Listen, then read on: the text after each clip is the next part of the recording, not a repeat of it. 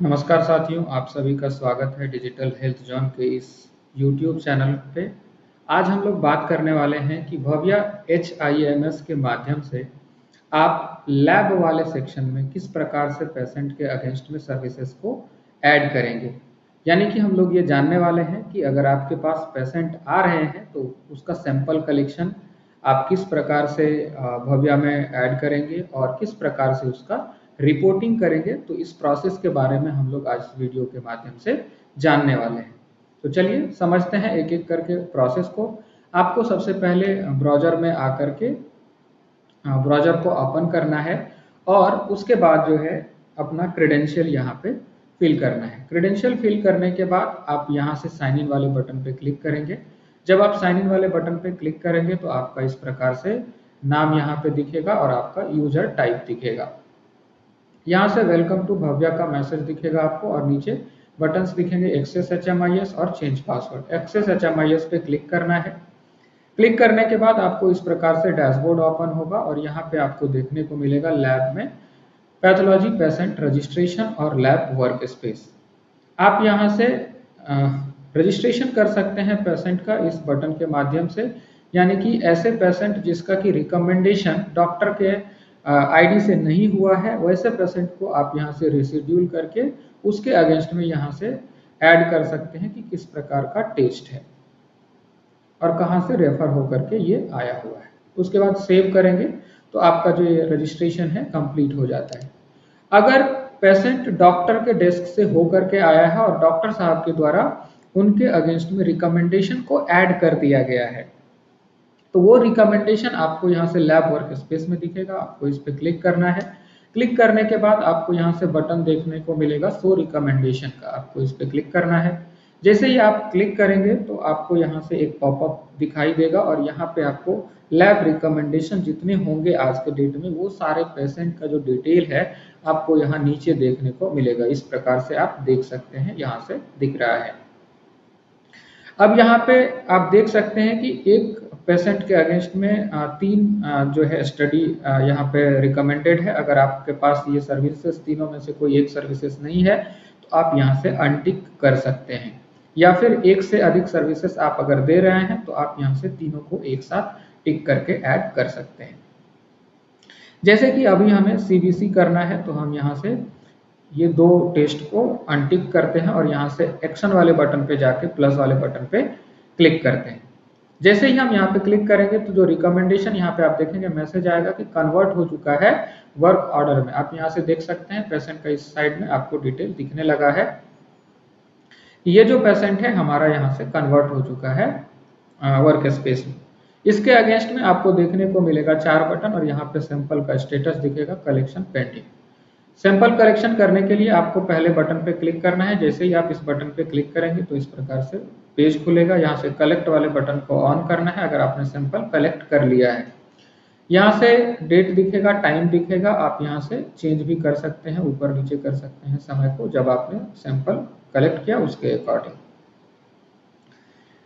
नीचे यहाँ से आपका आता है, आप देख सकते हैं सेव बारकोड और कलेक्ट सैंपल। अगर आप सिर्फ बारकोड जनरेट करके सेव करना चाहते हैं तो इस पर क्लिक करेंगे, और आप चाहते हैं कि हमारा बारकोड भी जनरेट हो जाए और सैंपल भी कलेक्ट हो जाए तो आप यहाँ से इस बटन पे क्लिक कर सकते हैं।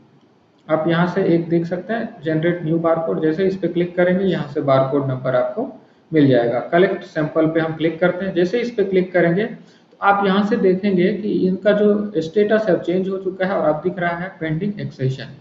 अगेन आपको यहाँ से ये जो बटन दिख रहा है माइक्रोस्कोप का, इस पे क्लिक करना है। सैंपल एक्सेशन पे क्लिक करने के बाद वेरीफाई करना है सैंपल को कि क्या वो सैंपल सही है। यहाँ से इसको इनेबल करेंगे। इनेबल करने के बाद आपको यहाँ से दिख जाएगा उसका QR का डिटेल, यानी कि बारकोड नंबर, टाइम और ये डेट। कोई अगर रीजन है एक्सेशन नॉट है तो आप यहाँ मेंशन कर सकते हैं, अदरवाइज आप यहाँ से एक्सेप्ट सैंपल और रिजेक्ट सैंपल। रिजेक्ट सैंपल उस केस में होगा जब आपका सैंपल फ्रीज हो चुका है या कोई और रीजन है जिस वजह से आपको दोबारा सैंपल कलेक्ट करना पड़ रहा है तो आप रिजेक्ट कर देंगे। अदरवाइज अगर आपका सही है सैंपल तो एक्सेप्ट सैंपल पे क्लिक करेंगे। जैसे इस पे क्लिक करेंगे तो आप देख सकते हैं यहाँ पे सैंपल का स्टेटस जो है एक्सेप्टेड आ गया। अब हमें चलना है रिपोर्टिंग में। अगर आपका CBC मशीन इंटीग्रेटेड है तो आप यहाँ से इस पर क्लिक करेंगे और सीबीसी में मशीन में उसके सैंपल को डालेंगे और जो A to B केबल है अपने सिस्टम में कनेक्ट करेंगे तो उसका डाटा जो होगा, जो मशीन रीड करेगा, उसका पैरामीटर्स आपको यहाँ पे वो फिल कर देगा। अगर आपका सीबीसी मशीन इंटीग्रेटेड नहीं है तो आपको यहाँ से डिटेल मैनुअली फिल करना पड़ेगा एज पर जो उसका डिटेल होगा। जैसे कि इस पेशेंट का हम यहाँ पे फिल कर रहे हैं।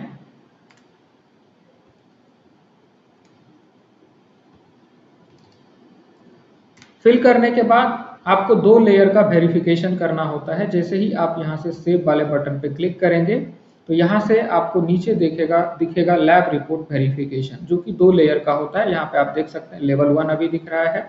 यहाँ से वेरिफिकेशन स्टेटस में जाकर के एक्सेप्टेड करेंगे। अगर सब कुछ सही है तो एक्सेप्टेड, अगर रिजेक्टेड है, कुछ प्रॉब्लम आ रहा है तो आप यहाँ से रिजेक्ट भी कर सकते हैं।